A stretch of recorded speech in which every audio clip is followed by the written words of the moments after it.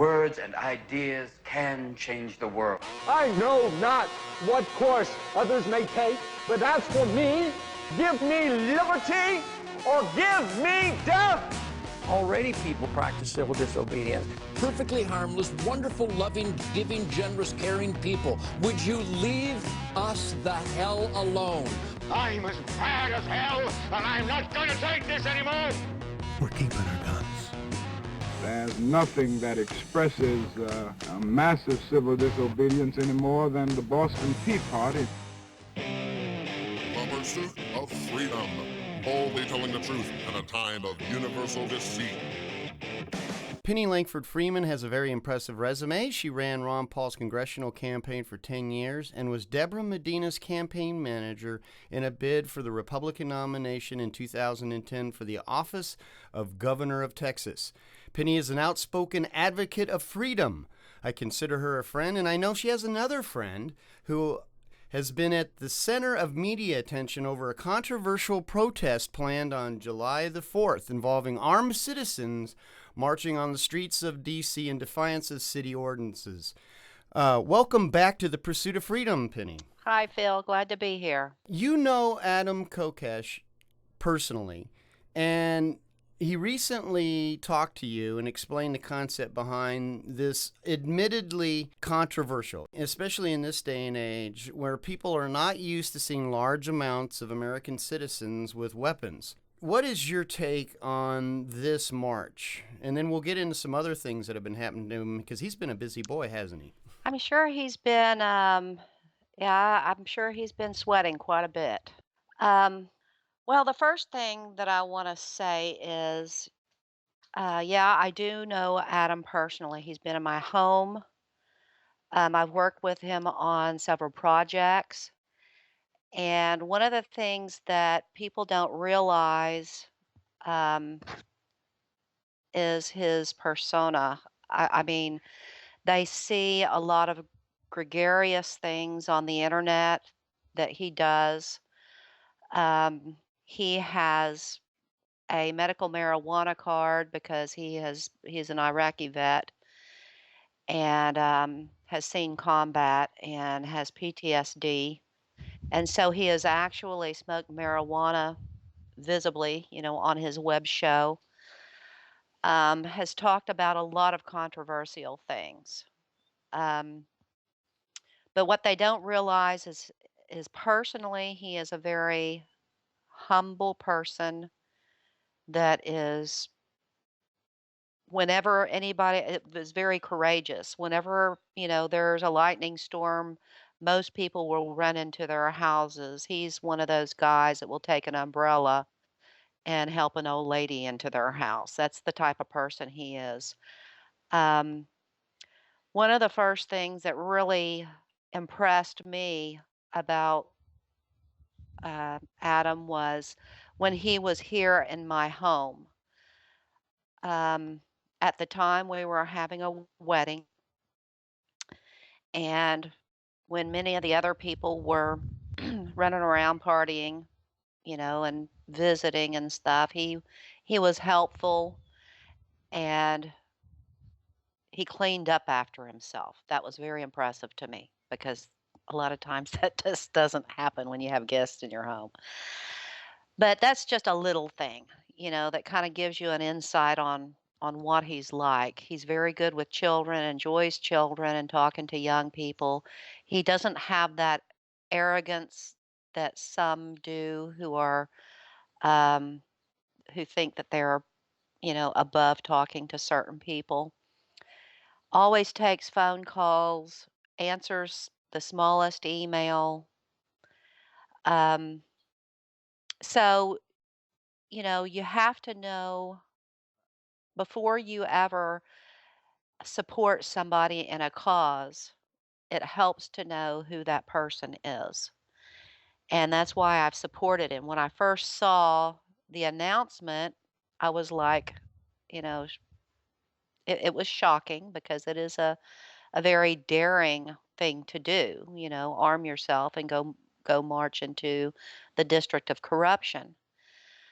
But I had questions, so I called him and I asked him, you know, I told him about my biggest problem that I had with it, which was knowing myself and how I am going to react to being in that situation. And to tell you the truth, my biggest problem with it was being able to trust myself. I'm I'm the type of person who has been assaulted, have had to shoot back to save myself and my child, have had people come onto my property. I have had that slowing down of time that you have when you're in a situation of danger. And I told him, I'm a person who, I know myself. I'm a mother hen. Some people call me attack mom, whatever. But when I see or I have friends that are being attacked, I do not, I don't, it's not in me to back down and run away. It's just, and I think that a lot of women have this, and I know a lot of women with children have this. It's just a natural response. And so that was my biggest problem. They wanted a peaceful protest and carrying the means of defense and asking people to have self-control and and giving to this situation and not reacting thoughtlessly. So, when I called him and I asked those questions, it made me we went through a dialogue that let me know that he had thought about all of these things. He had a tactical, a well thought out tactical plan for peaceful demonstration. And I said, okay, I'm going to publicly support you on this. I'm still not sure if I'm going to be able to come, but I'm going to publicly support because I know you and I know what this is about. And so when people have asked me and, argued with me on the internet or called me or whatever, I tell them, I encourage you to ask questions. I don't want anyone to blindly follow. You've got to get the information for yourself and feel comfortable with this yourself because to tell you the truth, if I go to that march, I don't want people um, who are going to react badly in my foxhole. We have enemies on both sides, both liberals and conservatives. Neoconservatives can't stand libertarians. We are at odds with them on foreign policy. So there's a lot of reasons for people to be on guard of who they're associating with. Well, it's just like during the first Revolutionary War. Nobody really knows who made that first shot heard around the world. I would be more afraid of somebody coming out of the Republican camp uh, who is a blazing neocon conservative that would want to make something like this um, look like false flag or those things. You're always going to have that. You're always going to have somebody who you thought was a friend but will turn over the next person. And look at Obama, how he's passing the buck, and Eric Holder, how they're saying, "Oh, it was the director of this agency or it was the IRS director or it's always somebody else."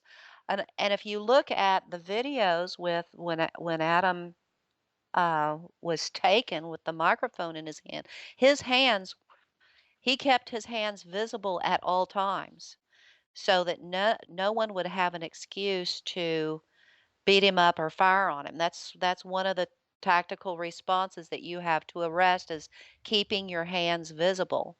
Well, during this video, you see somebody placing something or putting their hands at the back underneath his coat and the back of his pants. Now, I can't assume what that was or what it is. It could have been a note. It could have been drugs. It could have been anything. But this was a person that was at that rally, supposedly, an ally. And sometimes those can be your worst enemies. There's always the possible infiltrator sent by the police, a common tactic. As to Adam's concept, I think the timing is good for the 4th of July protest. I was stunned to hear Pierce Morgan and Joe Scarborough both calling for all kinds of gun control and national background checks in the past, now questioning if that's such a good idea and even acknowledging the purpose behind the Second Amendment. I think this indicates the timing might be perfect, and if it remains a peaceful event, can be a big positive for the movement. Yeah, we have a lot to gain. And at this point, I'm not seeing a whole lot to lose. There have been armed marches. There have been several armed marches all over this country, but people don't hear about them because bullies only pick on the powerless. Okay? They turn water cannons and,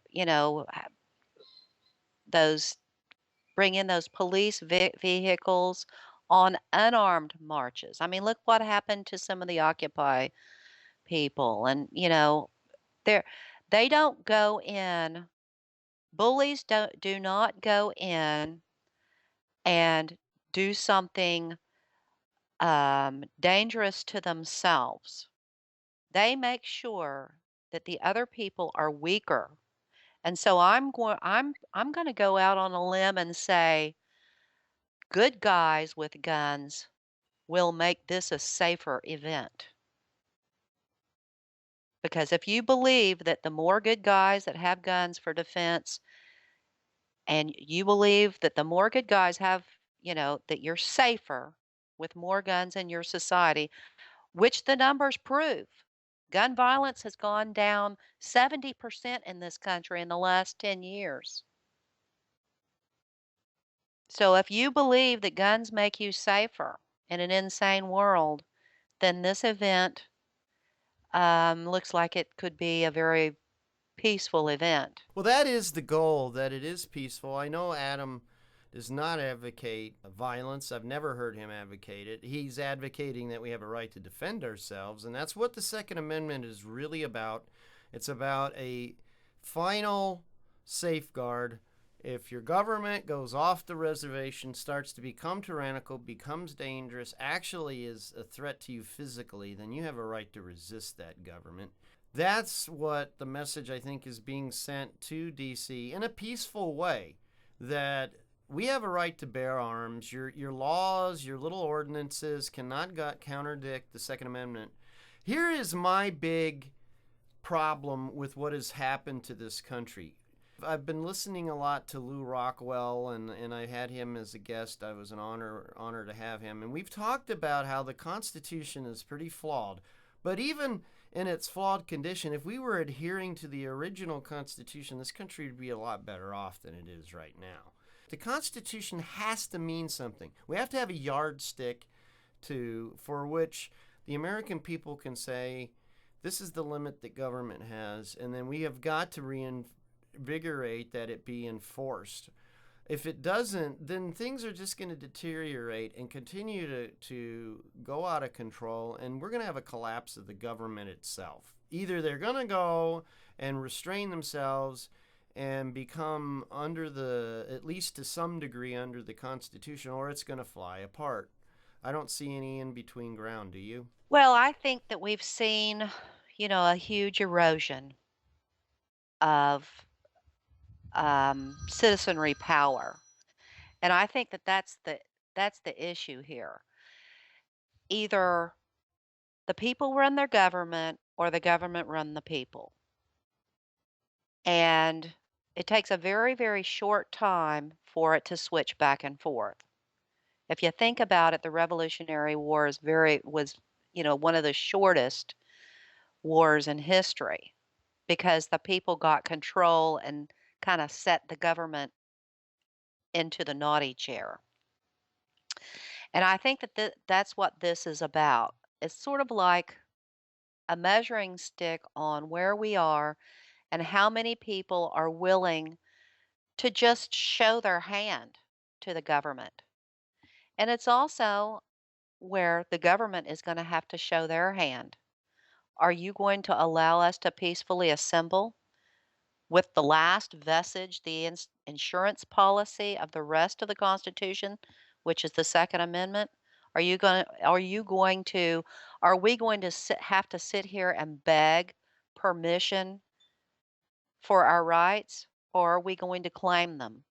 Show us where you are, Mr. Government. Show us where you are. It's not by accident that the Second Amendment is about an armed citizenry. And that is a important thing to point out, because it was the intention of the founders that supported the Second Amendment and those who supported it that must be there, or the rest of the amendments, the rest of the fundamental freedoms and everything that the Constitution was built on falls apart if you can't enforce it with some teeth. And let's remember what George Washington said, that government is force. It's not eloquent, it is force. It is not there. It is like fire. It will burn you if you do not control it. And that's exactly what we've got here, is that government is out of control. It's on fire. In fact, it's a huge forest fire. I mean, it's just burning out of control. And so we have got to rein it in. Maybe an event like what Adam is doing is the brush fire of freedom being lit. Do you think that's a possibility, an outcome of this? Oh, I think so. I absolutely think so. Because look at what's happening. One of the things that I have seen, the arguments against this march has been, oh, there's going to be an agent provocateur, and then the government's going to use that to have to or declare martial law. We already have martial law, okay?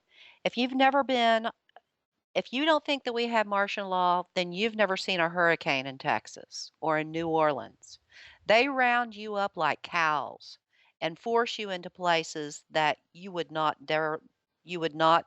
go. What about the Boston bombing? We saw one of the most egregious forms of a police state. We had military and armored vehicles going down the street with fully automatic weapons pointed up at the windows. Crashing into homes. Of people. Yes. Yes. Searching homes. Telling citizens they had no right to leave their home. That's the police state. That's martial law. That is martial law. And whenever there is, look what happened with the fires in Austin just a couple of years ago. You know, all kinds of firemen were flocking over there to help, and they were turned away. They were turned away and said, this is under federal authority now. We're not allowing people to go in and rescue their animals. We're not allowing people to go in and see what's going on with their homes, even though, we know this address hasn't been touched by the fire. We're still not allowing people to protect their property. I mean, there's been so many cases like that all over the world where, all over the country where there's some kind of, uh, problem, and the feds come in and put everybody under guard and watch. That's not freedom. We are in a police state now, and you can be accused of child abuse. You can be accused of having drugs. You can be accused of having guns. You can be accused of so many things, and the ATF comes with a SWAT team and puts you on the ground, kill your animals, shoot you in the head. I mean, look at the guy the other day was beat to death by a cop. Everybody standing around. There was and he was only accused of, being drunk, and they even know that he was then. They beat him to death right there in the streets. Absolutely. And on another level, I mean, the tyranny is not just in events that you described. Now, we even have tyranny on the farm. We've had FDA and SWAT style raids going on the family farms because they had the audacity to have raw milk. And we're seeing this mentality manifest itself in every aspect of society. And this is a good transition into the events that happened in Philadelphia with Adam Kokesh. Could you give some details on that? The videos are all over, you can see him. He was at a peaceful rally in Philadelphia, and I believe that it was at Liberty Park. Isn't that ironic? And the video shows him talking on a microphone, and there were people in the audience that they were going to light up because it was, pro medical marijuana. And he was on the microphone talking, and he was singled out. Police marched up directly to him and to another guy that was on the stage with him. He kept talking on the microphone, saying, I'm being assaulted. And he put his hands up, still holding on to the microphone. He went peacefully. Um, Somebody in the audience, kind of put their hand underneath his coat and did something there, and they just marched him out, and the crowd was very upset, and several people were recording the incident. Um, and so everybody, the whole world knows what happened when he was arrested. He was targeted. He was, assaulted. He went peacefully. He showed his hands the whole time. So everybody knows what happened there. Now, today he was arraigned, and there were people, you know, Adam's friends, and this is another thing. Adam has a lot of friends because he's done a lot of things with a lot of people. A lot of people know him. And this same stuff happens to other people that don't have many friends, okay, that aren't recording. But they were in the courtroom, and we're not allowed to have recording devices, which is against the Supreme Court mandate that citizens are allowed to record. Um, so we come out, and his friend Chris Cantwell does an interview with one of the girls who are in there, and he is being charged with felony assault of a police officer, um, and resisting arrest, and some other things. I'm not sure because I'm not going to say what they are because I don't know. I'm not really sure what those things are, or if there are other things. But I know those. I know those two things. Unbelievable audacity to charge him. I watched the video. I saw his hands go up in the air. I did not witness anything that can remotely be construed as an assault on a police officer. In fact, the guy that was being assaulted was Adam. He was exercising his First Amendment rights.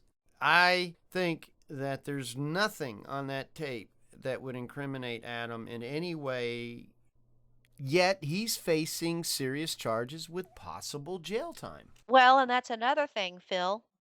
Without bail. Without bail. And therefore, he's going to have to go to another hearing on Thursday. The judge granted him one phone call to his father.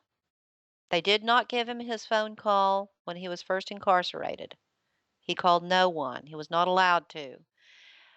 They did assign him or offer him defense.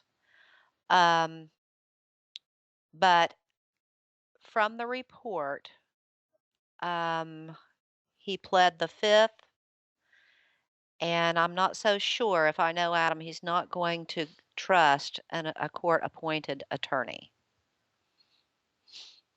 This is a guy that's been arrested several times, Okay. So he is likely to represent himself. Oh no, he has an attorney. He has an attorney. I mean, this is not his first rodeo. And the reason that he's been walking around is because he's beat the game. That's one of the reasons why, well, we've talked about this before. You know, the general public has this perception that uh, the feds are like 007, okay? When in reality, they're more like Inspector Clouseau, okay? Yeah, yeah. And he has beat this game several times, and I have every confidence he can beat it this time, especially with that recording. And if he does, think about what that's going to say to this judicial system. Well, it needs to be challenged. There's no question about it. And I'm in agreement with Adam on drug prohibition. I'm on record as being against it. It's an absolute disaster. The war on drugs is a total failure. There are those who think that the purpose behind the arrest was to interfere with Adam's proposed 4th of July protest. Do you think that's a possible motive behind the arrest? I think that there was a lot of people in that crowd lighting up, their weed. It was a very controversial event. We have to be honest about it. Yeah. I mean, we have to be honest, okay? I can't speculate and I can't tell anybody's motives. I mean, especially since I'm of such a different mindset than, federal cops, okay? But hold on.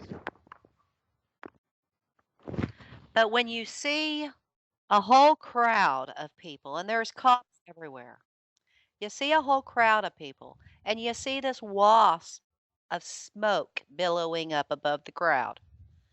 You would think that if they are there, those police are there to nail weed smokers, they would go after the people who are smoking weed, not the guy with the microphone in his hand talking. But I will tell you this, just like the pen is mightier than the sword, that microphone in the hand of Adam Kokesh is a whole lot more intimidating than any of that weed is.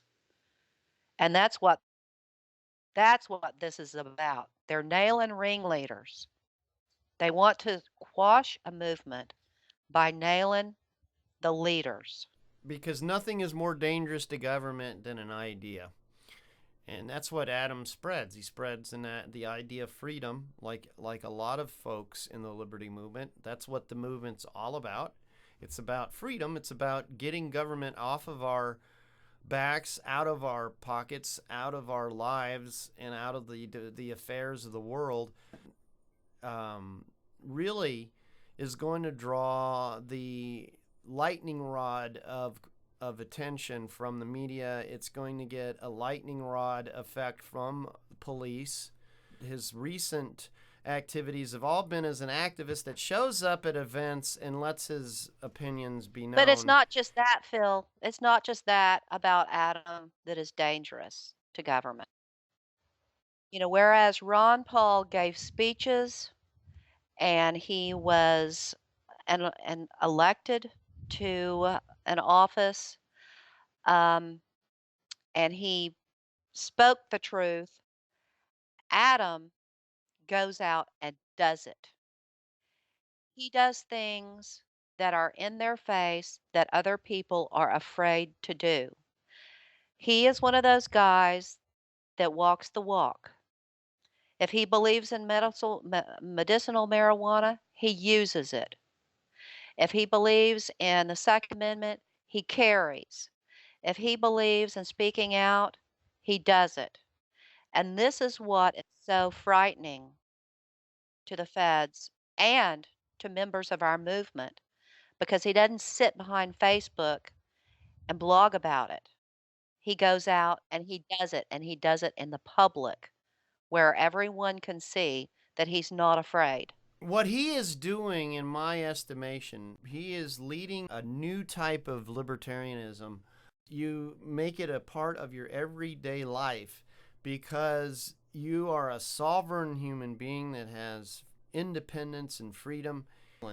What is your recommendation for people who want to help Adam, who believe in what he's doing? I know that there's an effort underway to help with legal fund. You know, they've set up a website and all that kind of stuff. Like I said before, I don't recommend anybody not question. I believe that everybody should question everything. And that's why I don't, I've only called one person a wuss, but I was really sorry for it. Um, I think that if you feel in your heart that you are ready to take chances and put your life on the line so that your children can no longer fear being homeschooled or denying the establishment medical care or drinking whole unpasteurized milk or doing all the things that we know are better than the government sanctioned ideas. If you want your children to be able to do that stuff and you are bold and courageous and if you feel like you would be willing to put your life on the line and go and march, absolutely, I would encourage everyone to go and march with him. You don't have to be armed. Other people are going there in support. I've thought about, I told Gary Franchi the other night that I might, make me a big old cross and drag it and say, with a sign that says, same circus, different clowns. Because that message that Christ had of love and liberty, that's the same freaking message that we're marching for right now. He died for the same reasons. He would not admit a lie. He was about the truth. He was up against a regime church, and they crucified him for it because he dared tell the truth. And it's the same message, different empire. So if you want to go and march with us and you want to share this message and you want to take this chance, I would encourage people to do that. But if you're not courageous like that, and I understand, because for a lot of people it's hard to even make the trip, without getting groped by the TSA. If you can't do that, I would encourage people to either go to the website freeadam.org and share that website, share the videos, tell people what's going on. And he is just a figurehead of what this movement is about. And, there's other things that they can do. If they don't feel like they're courageous enough to talk about that with their friends, they can start rejecting authority and practicing civil disobedience in their own community and in their own home.